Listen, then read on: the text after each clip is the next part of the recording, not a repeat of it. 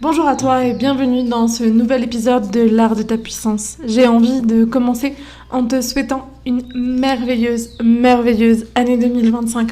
Je suis hyper heureuse de pouvoir continuer à t'accompagner en cette fin d'année et j'espère que vous serez très nombreux à écouter les épisodes que je vous ai prévus tant en solo les lundis que normalement accompagner les jeudis, même si aujourd'hui je vais être seule. On continue sur la lancée de la série spéciale sur les profils en Human Design. Et il faut savoir que j'ai un profil plutôt spécial qu'on trouve chez moins de 2% de la population mondiale, qui est le profil 5-2. Si jamais tu ne sais pas encore ce qu'est un profil et que la sagesse de chaque ligne t'est pas encore totalement connue, je t'invite à aller écouter l'épisode de podcast que j'ai enregistré sur l'art de ta puissance, qui est l'épisode 123. Je te le mettrai aussi en description de cet épisode de podcast. Mais voilà, en ce deuxième jour de l'année 2025, je reviens toute seule pour vous parler justement de ce que c'est que d'expérimenter ce profil 5-2, peut-être pour parler à mes compères 5-2, j'en ai rencontré une il n'y a pas très longtemps, mais aussi peut-être aussi pour nourrir tous les accompagnants, tous les Human Design Freaks et qui auraient envie d'écouter une personne qui vit ce profil, témoigner de qu'est-ce que ça implique pour elle, comment elle le vit. En tout cas, c'est vraiment l'envie de cet épisode. Et donc, je vais répondre aux mêmes questions que je pose à tous mes invités et afin de pouvoir te guider sur ce chemin de compréhension de ce profil 5-2 dans tous ses aspects. Concrètement, qu'est-ce que le 5-2, les implications de la ligne 5, les implications de la ligne 2, des conseils généraux et puis après des conseils un peu plus business. Voilà ce qu'on va vivre durant ce temps ensemble dans ce podcast. J'avais très envie du coup de commencer par justement ces 3 mots que je vois pour les profils 5-2 qui pour moi sont atypiques parce que justement on n'est pas si nombreux que ça et je pense que si on n'est pas si nombreux que ça c'est pour quelque chose. C'est un profil qui a une énorme dualité. Il y a vraiment ce côté de leadership qui serait le deuxième mot que j'aurais et en même temps ce besoin de solitude, ce besoin d'introspection qui est mon 3e mot et donc qui peuvent être ou paraître antinomiques et qui pourtant dans le cas du 5-2 vont ensemble. C'est aussi l'un des profils transpersonnels qui est vraiment là qui évolue parce qu'il accompagne l'autre à évoluer. Et en plus, si tu me découvres juste maintenant, je suis donc Cécilia, je suis coach business holistique et je suis aussi projecteur émotionnel. Donc en tant que projecteur, il y a, je pense, une dimension d'autant plus profonde dans cette compréhension du 5-2, dans cette compréhension de son besoin d'introspection et aussi dans cette compréhension de ce leadership parce que à tout ça s'ajoute l'énergie fluctuante du projecteur et de sa capacité d'être guide pour l'humanité. Donc voilà ce que seraient un peu mes 3 mots, de remettre en avant cette atypicité, je crois que ça se dit comme ça, du 5-2, de aussi mettre en avant que ce sont des profils qui sont vraiment là pour être leaders, pour être des problem solvers, qui est l'énergie de la ligne 5, d'être ce visionnaire qui a réponse à une solution, qui a une solution, qui a une réponse à une question que le collectif se pose, et introspection pour répondre à ce besoin de solitude que peut avoir l'ermite, qui est donc la ligne 2. D'ailleurs, quand on m'a dit que j'étais hérétique ermite, j'avais un peu envie de rigoler, j'étais là, mais ça me donne pas envie. Mais après, quand j'ai compris que c'était comme tous les designs, c'est juste une chance, une opportunité d'accepter profondément qui l'on est. Donc si je reviens un peu sur cette ligne 5 et qu'est-ce que ça a comme implication en tant que 5-2, dans cette ligne 5, il y a vraiment cette question justement d'assumer son leadership et de comprendre à quoi est-ce qu'on a envie d'apporter une solution, à quel type de problématique, pour justement ne pas rentrer dans les projections, les attentes que l'autre peut avoir, et donc de rentrer dans ce rôle qu'on peut prendre du sauveur. Parce que comme on a toujours des solutions pour tout le monde, si on ne prend pas cette distance de « Ah ouais, j'ai peut-être une solution, mais j'ai aussi surtout très envie d'apporter cette solution à qui est capable de s'en empuissancer, à qui est capable de se prendre en main ce sujet ». Et du coup, pour moi, c'est vraiment la grande question de « Ok, qu'est-ce que j'ai vraiment envie d'accompagner ? Quelles sont les solutions que j'ai vraiment envie d'apporter au collectif ? Et comment est-ce que je peux le faire depuis cet espace de reconnaissance de ma propre valeur, de la reconnaissance du coup de mon leadership,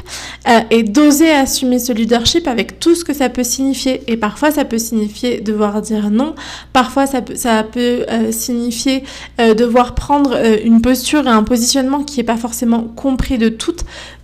et de toutes, mais qui profondément respecte notre unicité. Et si on en revient à cette ligne 2, la ligne 2 donc de l'ermite, la ligne 2, c'est cette ligne qui a un don et talent inné et qui va se recharger et qui va pouvoir connecter et nourrir ce don et talent inné par la prise de conscience de ce besoin de solitude et par le respect de ce besoin de solitude. La ligne 2, c'est vraiment comment est-ce que je la vis, c'est cette acceptation que j'ai besoin de prendre du recul, du temps pour moi, que j'ai besoin d'aller à mon rythme, de comprendre qu'il me faut un certain temps d'introspection et donc de prise de recul justement pour intégrer profondément, intégrer la médecine que je peux avoir qui vont être ces dons et talents innés pour pouvoir après aller l'apporter comme solution au public, à ceux que j'ai envie d'accompagner. Pour moi, derrière la ligne 2, il y a aussi le fait de faire attention à ne pas être non plus trop dans la solitude, c'est-à-dire que cette ligne 2 peut se complaire dans sa solitude. Et dans derrière l'idée de se complaire, ça va être aussi de parfois ne pas être en équilibre, de ne pas être dans la justesse et de devenir justement trop ermite et trop retiré du monde parce que en fait c'est confortable et en même temps nous sommes des êtres sociaux et de nouveau le profil 5-2 et l'influence du 2 en design n'est que la réponse du corps, mais elle ne définit pas qui nous sommes aussi et surtout des leaders qui sont là pour proposer une différence, pour apporter du changement. Et nous avons un profil transpersonnel avec une ligne transpersonnelle du 5 qui est vraiment là pour être au service de l'autre. Et quand en tout cas moi dans ce que j'ai pu vivre, il y a un moment où c'était tellement douloureux d'être en lien avec l'autre que je me suis juste totalement refermée sur moi et que je me suis dit mais en fait fuck tout le monde. Aussi simple que ça. Sauf qu'à un moment, ça me manquait aussi de pouvoir être en lien avec l'autre, de pouvoir apporter quelque chose à l'autre. Et oui, on peut s'autosuffire et on peut nourrir toutes nos capacités et on peut se sentir en expansion et en joie d'être qui nous sommes. Mais et en même temps, si on ne met pas forcément ça au service du collectif, il manque une dimension.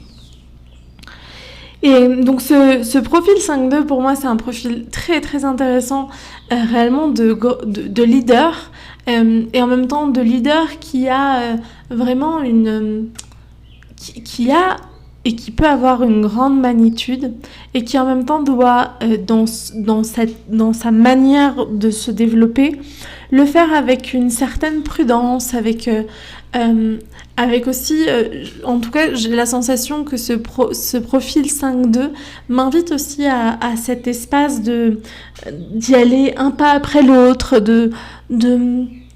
le faire aussi tout en étant dans cette ce qu'on pourrait appeler zone de confort, qui est cet espace d'introspection. Et donc du coup, ça prend peut-être un peu plus longtemps qu'un 5-1 qui va peut-être être plus cash, plus rentre dedans, plus on y va et on fonce. Ensuite, si je devais justement donner un conseil, je vais peut-être en donner deux, mais s'il y a un conseil que je vois pour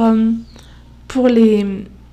5-2, il y a vraiment cette question de la réputation. Pour toutes les lignes 5 là, en règle générale, et surtout quand elles sont conscientes, il y a vraiment cette question de l'importance de sa réputation. Et justement, avec cette question de la réputation, il y a aussi de ne pas rentrer dans ce syndrome de l'imposteur, et qu'à partir du moment où je cède, où je peux céder parce que je suis humain et humaine au syndrome de l'imposteur, c'est aussi comprendre que derrière peut-être mon impact, ma solution, ma capacité d'accompagner, de guider l'autre va être totalement diluée, et que du coup je vais aussi perdre des points de réputation de moi à moi et aussi avec l'autre. Donc c'est vraiment aussi cette importance de comprendre, ok, j'ai vraiment envie d'accompagner l'autre, j'ai vraiment envie de lui montrer que il n'y a pas de problème, il n'y a que des solutions, et en même temps,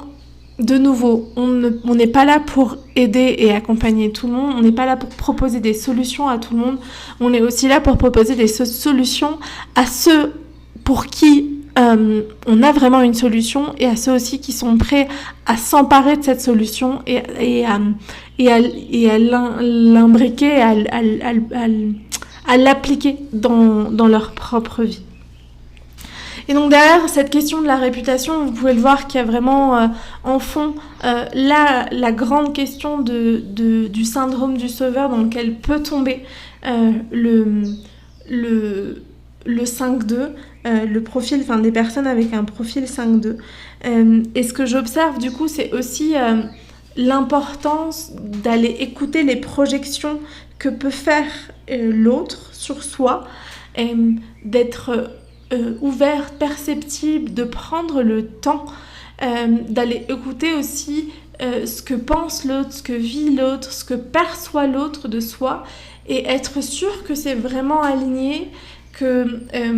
il a vraiment compris ce que tu pouvais lui apporter, notamment avec ton entreprise. Parce que si ce n'est pas le cas, il peut y avoir une grosse déception qui va s'installer de votre collaboration, parce qu'il pourrait avoir des attentes que toi tu ne peux pas remplir. Et si tu te dis mais de toute façon j'ai une solution, j'ai vraiment quelque chose à lui apporter, et sans écouter un peu ces red flags, en tout cas ce truc de bah non, la personne a des projections sur moi, c'est pas exactement ce que je suis, c'est pas exactement ce que je peux apporter, et est-ce que je prendrais pas juste le temps de clarifier ces projections que je sens pour être sûre que la personne rentre dans mon monde, mais aussi dans la collaboration avec moi, etc., en toute connaissance de cause, en tout détachement et en toute reconnaissance de chacun et chacune de sa puissance. Et ensuite, j'ai commencé à donner des conseils plus business. Donc il y a vraiment cette question aussi de savoir dire non, de pas forcément désirer accompagner tout le monde. Il y a aussi cette reconnaissance de son propre leadership. Je pense que c'est très très important pour un 5-2 comme pour un 5-1 d'aller vraiment ancrer son mindset propre de chef d'entreprise. Et généralement, les 5-1 ou les 5-2, c'est quand même des entrepreneurs qui vont avoir une capacité, une grande capacité de leadership, une grande capacité d'impact, et qui ont besoin de se le reconnaître à eux-mêmes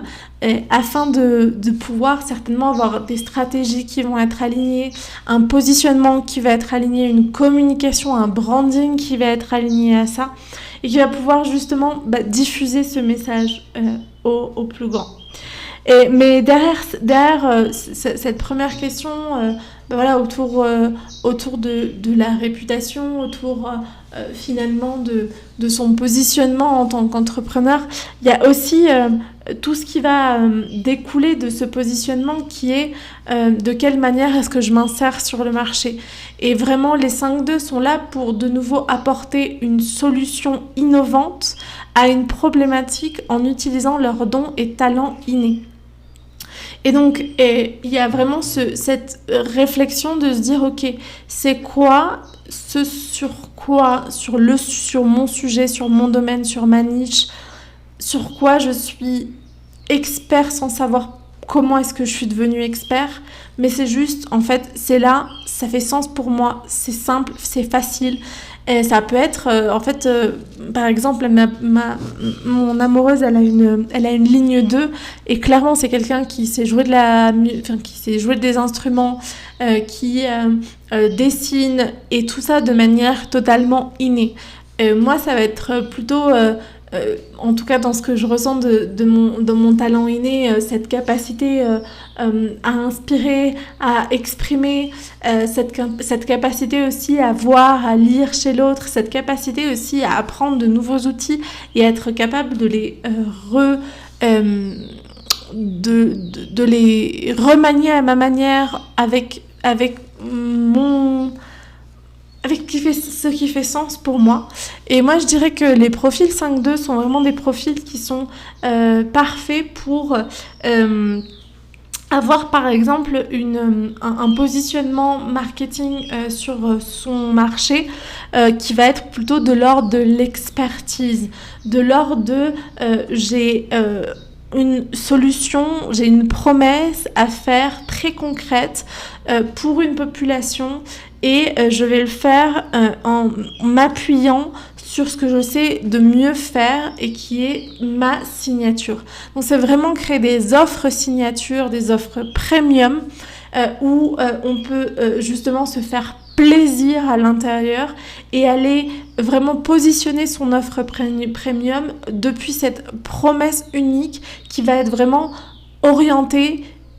solution de problématiques. Ça va être typiquement des entrepreneurs, je sais pas, par exemple une doula qui accompagnerait les avortements, et donc elle par exemple, donc une doula qui serait 5-2 et son talent unique, ce serait vraiment le soutien émotionnel. Voilà, cette capacité d'être là en soutien émotionnel, d'être d'être une passeuse d'âme d'une certaine manière, et qui pourrait vraiment justement assumer ce talent unique, assumer cette connexion au subtil, et puis avoir peut-être un accompagnement sur 1, 2, 3 mois, qui mettre en avant tous ces outils, tout ce qu'elle a appris, mais surtout qui repose énormément sur j'accompagne les femmes qui vivent un avortement à traverser l'émotion et à ce qu'elles ne restent pas ankylosées dans le corps. Et c'est vraiment une promesse qui va être très orientée. Je vous offre mon expertise. Mon expertise, c'est de faciliter le processus émotionnel de ces passages.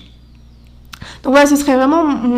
un de mes conseils pour les 5-2, ce serait vraiment d'orienter le positionnement de leur entreprise sur quelque chose qui est très problem solver, avec une promesse qui va vraiment être orientée expertise.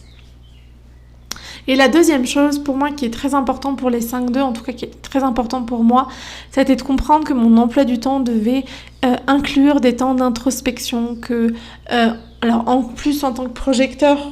vraiment moi passer une journée en coaching non-stop, je grille mon cerveau, je grille mon cerveau, j'ai pas d'autres mots. Et donc pour moi ça fait partie de mes non négociables de pas avoir plus de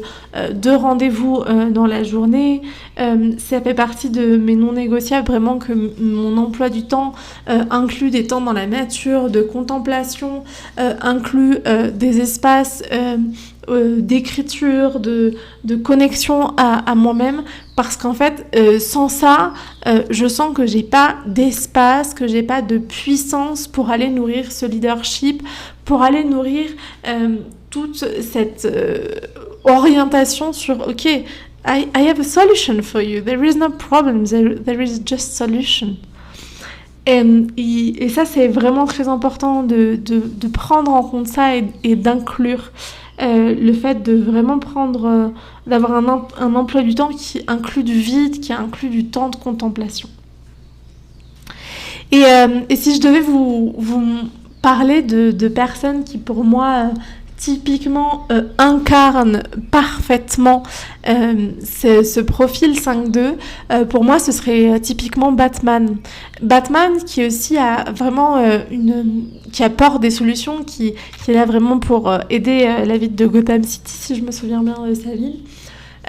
qui en même temps est assez mystérieux. On voit bien qu'il passe beaucoup de temps seul chez lui avec Alfred, et dont pour qui la réputation est vraiment très important, qui peut avoir vraiment un impact hyper grand,